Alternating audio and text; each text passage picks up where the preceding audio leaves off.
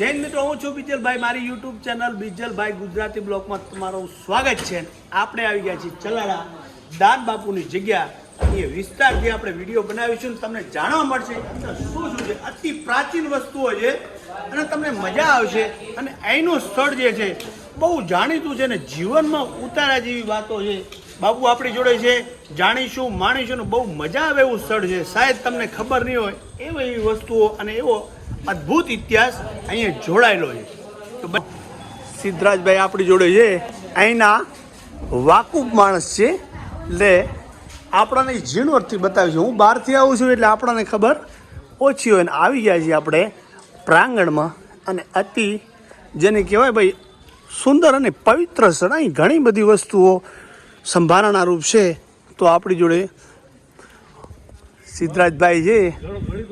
હા, તો આપણે પહેલાં બધાએ વસ્તુઓ જોઈ લીધી, પ્રાચીન વસ્તુઓ રાખેલી છે, અને પછી થોડુંક હા, અને પછી આપણે થોડુંક પૌરાણિક વસ્તુઓ છે એની સાથે થોડો ઘણો મને આવડતો ઇતિહાસ છે હું તમને થોડો. હા, બાકી એમાં ભૂલચૂકે થાય તો મિત્રો કોઈ એવું લગાડતા નહીં કે અમે કઈ જૂનવાણી માણસો નથી, અમને બધી કંઈ ખબર હોય. આ ચલાળા દાના ભગતનું ચલાળા કહેવાય. દાન બાપુના નામ ઉપરથી સરકારે ઘોષિત કરતી ચલાળા દાના ભગત. દાન બાપુ છે અસાવતાર કહેવાય, અસાવતાર કહેવાય. એટલે દાન મહારાજના અદ્ભુત ઇતિહાસો છે. તો જેટલા મને આવડતા હશે એટલા ઇતિહાસ તો બહુ લાંબો હોય, પણ આપણે જેટલું બનશે કે અમને આવડશે એટલો કાલાવાલા તમારી આગળ પીરસવાની કોશિશ કરશું. વાલા હાલો, અહીંયા તો ગણપતિ દાદા બિરાજમાન છે. બહુ આપણા જેવી મોટી મૂર્તિ છે. પ્રથમ પહેલા ગણપતિ, આગળ શું શું છે આપણે જાણવાની કોશિશ. આગળ આપણે હનુમાનજીનું મંદિર પહેલા છે. પ્રથમ ગણપતિના આપણે દર્શન કર્યા, હનુમાનજી મહારાજના દર્શન કરી, પછી દાન મહારાજની જે છે એમને દર્શન કરી આપણે. તો હનુમાનજી દાદાના દર્શન પણ કરી રહ્યા છે. અને અહીંયા વરસાદ પણ આવી ગયો છે. સમા સંજોગે બહુ માહોલ પવિત્રમય. અને હવે થોડોક વરસાદ રહી જાય પછી આપણે શૂટ ચાલુ કરશું, કેમ કે થોડોક અવાજ આવી રહ્યો છે પતરાનો. એટલે હા બાબુ, કઈ રીતનું આ છે ને આપણે દાન બાપુનો અદ્ભુત ઉપર ફોટો દેખાડો હોય? હા, અદ્ભુત ફોટો છે, જૂનવાણી ફોટો છે. અચ્છા, એમાં વિસામણ બાપુ પાડી અને આપા ગીગા સત્તાદર પ્રેમનો કોઈ બે સમાવેશ થાય છે. બરાબર. હા, હવે કહો તો. આ દાન મહારાજના દર્શન નતા કરો. વાહ વાહ વાહ. એમાં તમે ઠાકોર ભગવાનને પણ જોઈ શકો છો. વાહ વાહ વાહ. એમ કહેવાય છે કે દાન મહારાજ ઠાકોરજીના ખોળામાં બિરાજમાન છે. અચ્છા, જુઓ ઉપર ઠાકોર ભગવાન છે, નીચે દાન મહારાજ. વાહ વાહ વાહ વાહ. આગળ શું શું? ઠાકોરજીના ખોળામાં દાન મહારાજ બિરાજમાન. હા હા. હવે ત્યાર પછી અહીંયા દાન બાપુની વંશ પ્રમાણે એના જે મહંતો થઈ ગયા એમના પણ આપણે દર્શન કરીએ. અને ચૂનવાણી વસ્તુ તો અદ્ભુત છે, કાચની અંદર છે, પણ તોય જ વ્યવસ્થિત રીતે બતાવવાની કોશિશ કરીશું. અને અહીંયા જુઓ જો કે આ બધું જૂના સમયનું કન્સ્ટ્રક્શન છે. લાકડીની આ બધી થાંભલ્યું છે. અને આ મંદિર પણ જોતે એવું લાગે છે કે ઘણો બધો એને સમય વીતી ગયો છે. હા બાપુ, કઈ રીતનું છે આ? આ છે એના મહંત મહારાજ શ્રી જીવણા બાપુનું સમાધિ સ્થાન છે. એમના ચરણ મહારાજની જગ્યાનો મહંત છે. ત્યાર પછી આપણે બીજા એક મહંત છે. અહીંયા મહંત શ્રી દેવા બાપાની જબરજસ્ત તસવીર છે. અને એમની વાતો જાણીને આપણને બહુ આનંદ થાય છે. બાબુ, કઈ રીતનું આ પરચાની તમે જરાક વાત કરી હતી? એમાં એવું છે, દેવા બાપુ છે એ ગાયો લઈને નાનધરીના ડુંગરામાં ચરાવવા ગયા હતા. હા, પછી ગાયોને પાણી પાવા માટે ત્યાં લેખમ નાખ્યો હતો. બરાબર. એટલે પછી કોઈક એવું ત્યાંના ગઢ દરબાર હતા ને એની ત્યાં એને ઉતારો કર્યો હતો. બરાબર. પછી ત્યાં એને ગામના કોઈ વ્યક્તિએ મેળું મેળ્યું કે બાપુ ક્યાં ગયા હતા, કે ઓલા ફલાણા બાપુની અમે હતા એમ. તો એ તો વાંજ્યા છે એમ. પછી આ દેવા બાપુએ એને વચન આપ્યું હતું કે વાંજ્યા નથી જાઓ, એની ત્યાં વડલો થાય. વાહ વાહ. વડલો એટલે આપણે જે વસ્તાર હોય ને, આપણે જે વસ્તાર દેખાડી વડલામાં દેખાડી એવો વસ્તાર હતો. ને આ ઘટના દરબારો નાનદારીમાં હાલમાં પણ છે. અને અહીંયા બીજું એક પણ એ વર્તન આપ્યું હતું કે ત્યાં જે સંતાનો થાય ને એ ખોટ કાપણ વાળા નહીં થાય. હાલમાં પણ આપણે 250 વર્ષ 200 વર્ષ 250 વર્ષની જૂની વાતો પણ હજી આપણે યાદ છે.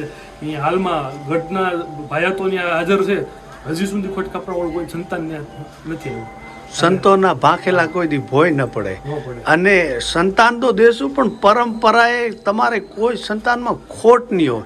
બહુ એના બધા પૂજનીય છે. અત્યારે દેવા બાપુ એ લોકોના ગઢ દરબારોની ભાઈઓના પૂજનીય છે. તમે એના ઘરે ઘરે જાઓ, ફોટો પણ તમને જોવા મળશે. બહુ વધારે માને. વાહ વાહ, તમે તો દિલથી માનવા વાળા. હા, દિલથી. વાહ વાહ, ધનભાગી છીએ કે આવા સંતોના ચરણોમાં જેટલા વંદન કરીએ ને ખરેખર ઓરછા છે. અને હજી આગળ ઘણું બધું છે, એ આપણે જાણવાની કોશિશ કરીએ. હા બાપુ, આ સરસ, આ છે મારા શ્રી ઉનડ બાપુનું સમાધિ સ્થાન છે. આ બધા ધર્મની જગ્યાના મહંતો છે. સરસ.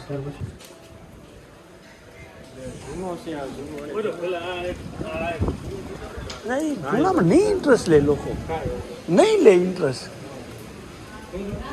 એક ધૂણોની બધા ઇન્ટરેસ્ટ નહીં લે. ભલે હું કે ભાણ ભાવ. અચ્છા અચ્છા. આમનો ઇતિહાસ છે પણ આવો બહુ લાંબો. ના, ના, લાંબો. હું અત્યારે કહીશ તો ભેગું. ના ના ના, અહીંયા શરૂઆત કરી દી. પછી એને છેલ્લે મળશે. અચ્છા, હા હા.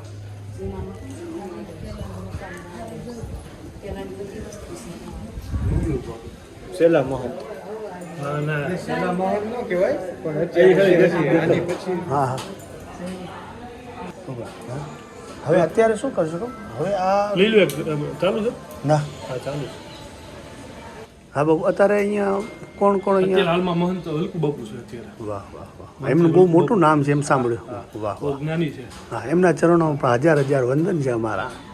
હવે મિત્રો, આ છે એવું મારી જિંદગીમાં, મારી લાઈફમાં હું પહેલી વાર જોઈ રહ્યો છું કે શાયદ 5-10 માણસ ઉપાડે એટલી બધી મોટી, અમારી વાગડની ભાષામાં કે ઘરટી.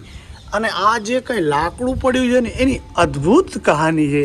મને ખબર નથી, પણ આપણી જોડે બાપુજી, બાપુ કઈ રીતની આ તમે જે વાત મને કરી હતી ને, મને એ ખૂંચી આવી. આ જે છે ને આડસર કહેવાય, આડર. હા હા આડર આપણે મકાનનું બાંધકામ કરવાનું ને આડરની જરૂર પડે. હા એટલે આ જોઈ શકો છો. હા દાન મહારાજે સંવંત 1851 માં ચલાળા જગ્યાની સ્થાપના કરી ને, હા. ત્યારે હુકા લાકડાનું આ હુકું લાકડું હોય ને એનું આડર આવ્યા હતા. હમ. અને એ આડર ટૂંકું પડ્યું. હા. પછી દાન બાબુ કીધું ફરીવાર પાછું ચડાવો, ટૂંકું નથી, લાંબુ છે. ચડાવ્યું, લાંબુ થયું. લાંબા થયા પછી જે વધ્યું હતું ને, હા એ નીચે આટર જોયું, કાપેલું આટર ચીપણાઈ દેખાય. હા. એ પેલો પરસો. પેલો પરચો કહેવાનો બાપુનો મતલબ એ થાય છે કે જે આ લાકડું લાયા ની ટૂંકું પડ્યું, અને જ્યારે બીજી વાર ચડાવવામાં આવ્યું ત્યારે લાંબુ થયું, અને વધારાનો ભાગ જે છે ને, આજે પણ એ સાક્ષી રૂપ અહીંયા 3 થી 4 ફૂટનું લાકડું કાપેલું પડ્યું છે. એટલે આ સંતોની એક મહાન, જેને કહેવાય કે પરચા, એ પરચાની સાક્ષી રૂપ. અને આ મોટા, આ નીચેનો ભાગ છે બરાબર, ઉપર કાંઈ પણ પડ્યું છે બરાબર. એ આ આપણે આંકડાના ગણપતિ. હા, આંકડાના ગણપતિ, એની પણ બહુ અદભુત દર્શન. હા, એ બહુ ઓછું જોવા મળે છે.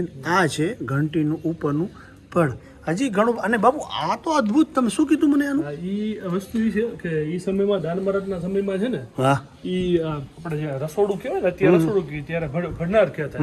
ઈ ભંડારમાં જે તેલ વપરાતું ને, એ તેલને ભરવાનું આ ચામડાનું વાસણ કહેવાય. એટલે એને અત્યારે આપણે અને ઘડવો કે ઘાડવો. અત્યારે બહુ એ શબ્દને કોઈ ઓળખતું નથી, પણ પેલાના સમયમાં અત્યારે તેલના પણ ડબ્બા ખાલી ઉપડે નથી, એવડું તો મોટું વાસણ. મોટું ન ઉપડે. હવે કાચમાં તમને કદાચ નહીં દેખાતો મિત્રો, પણ આ છે ને બહુ મોટું પાત્ર છે. અને એ ચામડાનું હોવું, આ કયા ચામડાનું હશે ને કઈ રીતે આનો ઉપયોગ થતો હશે, એ કે તેલનું પાત્ર છે. અને અહીંયા બધી વસ્તુઓ મૂકેલી છે.